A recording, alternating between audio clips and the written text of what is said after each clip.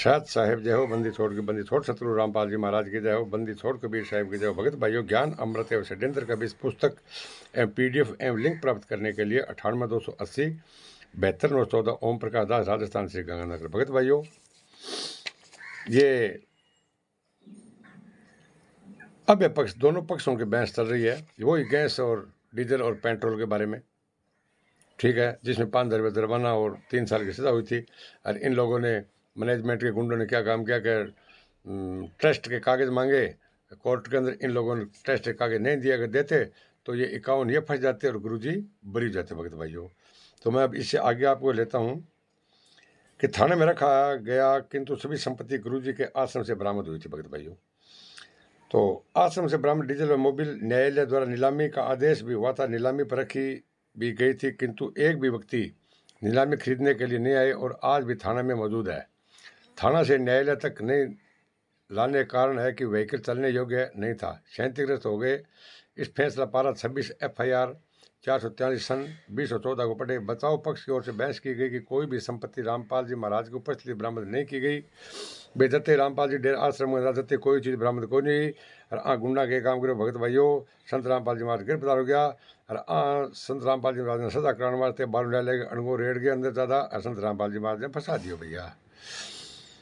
तो उपस्थित बरामद नहीं हुई गई, चूंकि कि जिस रोज संपत्ति आश्रम से बरामद की बात कही जा रही है उससे पहले से ही अभियुक्त जेल कस्टडी में थे। संत रामपाल जी महाराज जेल में थे भगत भाई, और उसके बाद में लोगों ने चीज़ें वहाँ पर बरामद की है। और अभियुक्त की बरामदगी के दिन पुलिस उन्हें आश्रम में नहीं ले गई थी। संत रामपाल जी महाराज ने कस्टडी जो कार्ड के बारे आश्रम में कौन लेगी। भगत भाइयों, अभियुक्त के कब्जे से कोई संपत्ति बरामद नहीं हुई है और जिस रोज बरामद करने की बात कही जा रही है उस दिन से आज तक आश्रम पुलिस के नियंत्रण में है।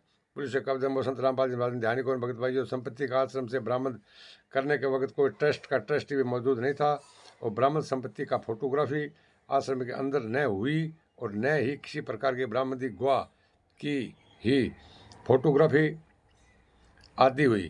गैस सिलेंडर घरेलू था, भक्तों ने सत्संग में लाया था।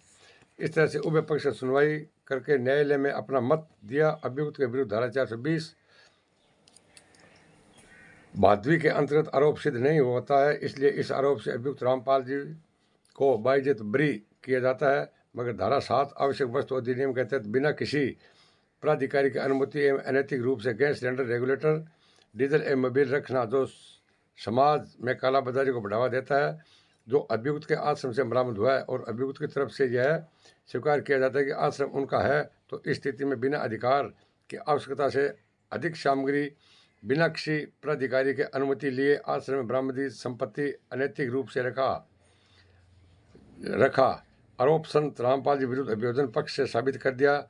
इसलिए धारा 7 EC एक्ट तहत दोषी करार देते हुए 3 साल की कैद और 5,000 रुपये जुर्माना की सजा सुनाई, जिसके खिलाफ संत रामपाल जी ने अपील दायर किया, जो निम्नलिखित है। वो भगत भाई मैं अगले पार्ट में फिर आपको सुनाऊंगा।